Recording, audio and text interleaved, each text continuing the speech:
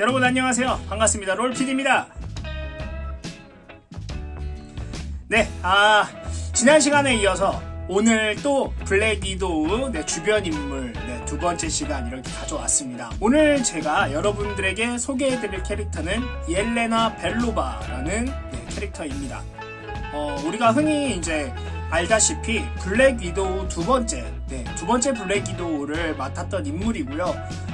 나타샤 로마노바와 계속 라이벌 관계로 끊임없이 나오고 있는 캐릭터라고 할 수 있겠습니다.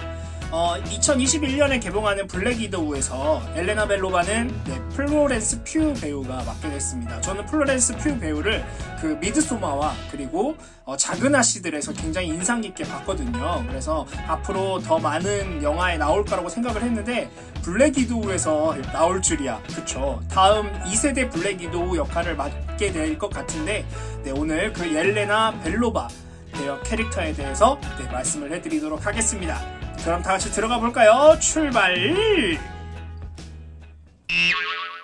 옐레나 벨로바는 레드룸 아카데미에서 훈련을 받았고 그곳에서 그녀는 자신의 신체 테스트 점수가 경쟁자로 여겼던 블랙 위도우 나타샤의 점수보다 높다고 주장을 했는데요. 그녀는 블랙 위도우 옵스 프로그램의 일부였던 사람들과는 달리 단지 신체적인 훈련만을 받았기 때문이었습니다. 그녀의 첫 번째 임무는 아틸란 주변의 장벽에서 그 침략을 돕는 장치를 전달하는 것이었어요. 인휴먼즈라는 코믹스에서 등장합니다.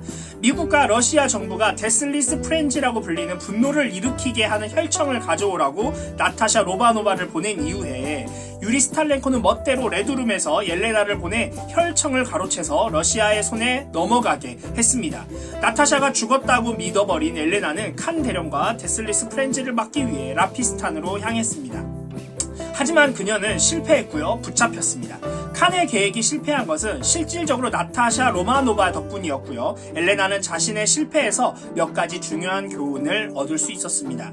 얼마 지나지 않아 옐레나는 나타샤에게 스탈렌코 장군의 속셈을 알아내려는 계획에 이용되었는데요. 옐레나는 일단 실드 요원들에게 붙잡혔습니다. 그리고 나타샤, 퓨리, 그리고 내키지 아나하는 대여대불은 옐레나를 나타샤의 얼굴로 성형시켰습니다.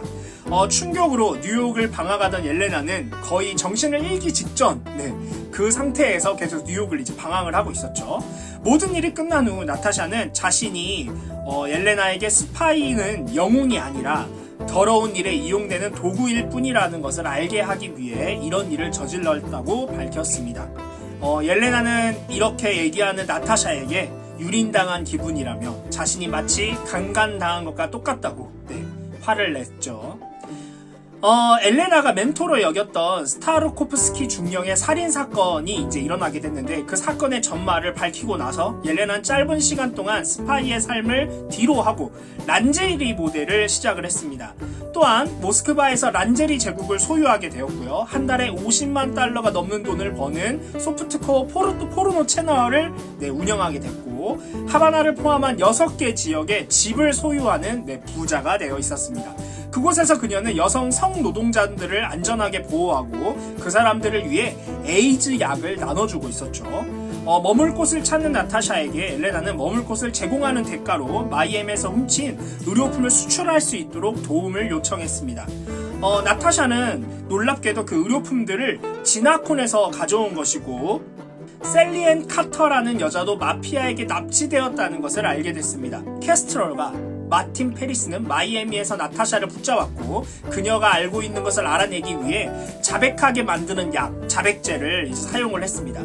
엘레나가 이제 대여대불의 도움을 받아서 나타샤를 구출하게 됐고요. 나타샤는 그 후 캐스트럴과 페리스를 추적해 살해합니다. 분노한 나타샤는 셀리엔이 지나콘에게 실험을 당했지만 탈출했다는 사실을 알게 되면서 그제야 안심을 하게 됩니다.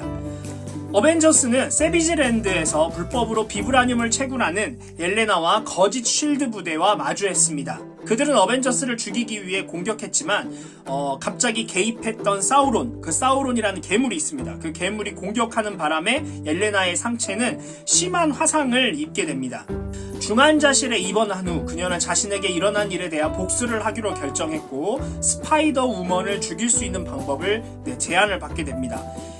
이 제안을 한 사람이 에임 과학자들이 데려온 한 의문의 남자가 그녀에게 접근해서 이런 제안을 했는데, 그녀가 새로운 어댑토이드가 되면 어벤져스보다 훨씬 더 강력하게 될 수 있다고 이렇게 얘기를 했죠. 몇 달 후 루크 케이지와 제시카 존스의 결혼식 직전에 옐레나는 어벤져스 타워에서 어벤져스를 공격했습니다. 어댑토이드의 그 힘의 본질은 옐레나가 공격받았던 힘을 자신의 것으로 만들어버리는 이제 그 능력 때문이었는데, 이 능력 때문에 그녀를 무적 상태로 이제 계속 그 힘이 만들어 주었던 거죠. 그녀는 센트리의 힘을 이용해서 스스로를 강화하는 반면에, 또한 그녀는 보이드의 힘을 빌려서 스스로의 힘을 약화시켰습니다. 어느 정도 조절을 할 수 있었던 거예요. 이 계략 뒤에 숨어있는 그 의문의 남자는 옐레나가 스파이더 우먼을 죽일 수 없게 되자 사용 후 버리는 카드로 거의 일회용품처럼 여겼죠. 그래서 그는 리모컨의 버튼을 누르고요. 그녀가 폭파합니다. 옐레나는 이후 살아서 다시 나타나는데, 슈퍼히어로 블랙옵스 팀 벵가드와 함께 일하고 있었지만 이제 팀이 해체가 돼요. 그래서 다시 몸을 숨기게 됩니다. 스크럴 침공 이후 노만 오스반은 옐레나가 버려진 실드 시설에서 무언가를 훔치고 있었을 때 그녀에게 접근했습니다. 그러나 이 옐레나는 닉 퓨리의 썬더볼트 침투 명령 때문에 위장했던 오리지널 블랙 위도우 나타샤였습니다. 그러나 오스본은 사실 그녀가 누구인지 알고 있었고 이미 나타샤인지 알고 있었던 거죠. 그녀를 이용해서 썬더볼트의 결속력을 강화시키고 퓨리와 송버드를 죽이기 위해 그들의 앞으로 자신을 이제 안내하기를 기다렸습니다.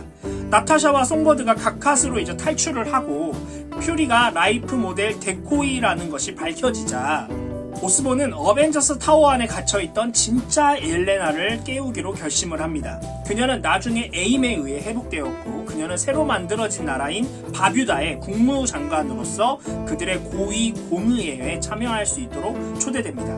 시크릿 어벤져스가 모킹버드를 에임 아일랜드에서 구출하기 위한 구조 임무를 수행하는 동안 옐레나는 탈출하는 모킹버드와 싸우게 되는데요. 그 싸우는 도중에 두 사람은 이제 철문 뒤로 넘어지게 됩니다. 이때 이제 모킹버드가 뒤로 넘어가면서 갑자기 이제 나타나게 됐고, 그때 에임 요원이 총을 쏘게 되거든요. 그 총에 맞게 됩니다. 시크릿 어벤져스는 모킹버드의 시신을 잠수함에 실어 탈출을 했는데, 죽은 모킹버드가 실제로 옐레나인 것을 발견했고, 그녀의 벨트에는 모킹버드와 싸우는 동안 몰래 숨겨놓은 홀로그램 장치가 들어있었습니다. 옐레나의 몇몇 클론들이 그들이 죽을 경우를 대비해서 그들의 가장 훌륭한 요원을 최상의 상태로 되돌려 놓으려는 계획 때문에 새로운 레드룸에 의해 배양되고 있었어요. 그 복제품들이. 죽은 나타샤 로마노프의 클론이 이 프로그램과 클론으로서의 그녀 자신의 기원에 대해서 이제 알게 되자 그녀는 윗사람과 맞서기 시작했습니다. 그녀는 자신의 목표물 중 하나인 전 쉴드 요원 셀리 블레빈스의 죽음을 이장하기 위해 기억이 없는 옐레나의 클론을 이제 이용을 하게 되는데, 호크아이와 윈터솔저에게 목격이 됩니다. 그래서 그 나타샤는 옐레나의 또 다른 클론을 자신처럼 이제 위장을 하게 했던 거죠. 윈터솔저는 클론을 붙잡았지만 그녀로부터 어떤 정보도 얻지 못했고, 나타샤는 그들이 다시 만났을 때 그 클론을 제거하게 됩니다. 여기까지가 엘레나 벨로바의 이제 그 코믹스 나왔던 내용입니다.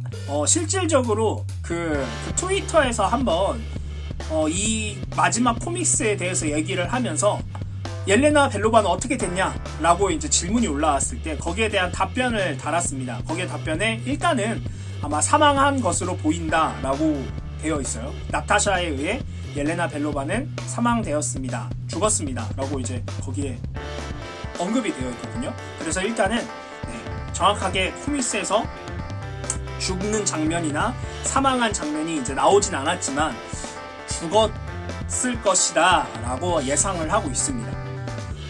이 엘레나 벨로바라는 캐릭터는 1999년 인휴먼즈 볼륨 2의 5번에서 이제 처음 등장을 했고, 마지막으로 등장했던 게 2018년 테일즈 오브 서스펜스 103번 클론으로 등장을 하면서 이게 마지막 등장이었습니다. 이 엘레나 벨로바라는 캐릭터가 실질적으로 막 엄청 등장하진 않았어요. 근데 나타샤 블랙 위도우라는 그 캐릭터와 계속 얽히며 라이벌 관계다 보니까 계속 얽히게 되면서 사망과 부활을 연달아 계속 이렇게 등장을 했던 캐릭터입니다. 그래서 앞으로도 사실 다시 또 등장할 수도 있는 캐릭터이기도 합니다. 그래서 앞으로 어떻게 또 보여질지 사실 좀 궁금합니다. 영화에서 그 플로렌스 퓨 배우가 어쨌든 이 엘레나 벨로바 역할을 맡게 됐는데 또 이렇게 되면은 다시 한 번 더 코믹스에 등장할 수도 있겠다라는 생각이 들고요. 계속 이 블랙 위도우 주변 인물들에 대한 이야기를 계속 이렇게 이제 저도 보다 보니까 그냥 재밌더라고요. 다음 시간에도 2021년에 개봉하는 블랙 위도우 영화를 보기 전에 우리가 한 번 더 알아봤으면 하는 캐릭터들을 가지고 찾아오도록 하겠습니다. 오늘 영상도 굉장히 유용하셨다면 구독과 좋아요 눌러주시고요. 알림 설정 해주시면 너무나 땡큐. 지금까지 롤피디였고요. 다음 시간에 또 다른 영상으로 찾아오도록 하겠습니다. 여러분 안녕.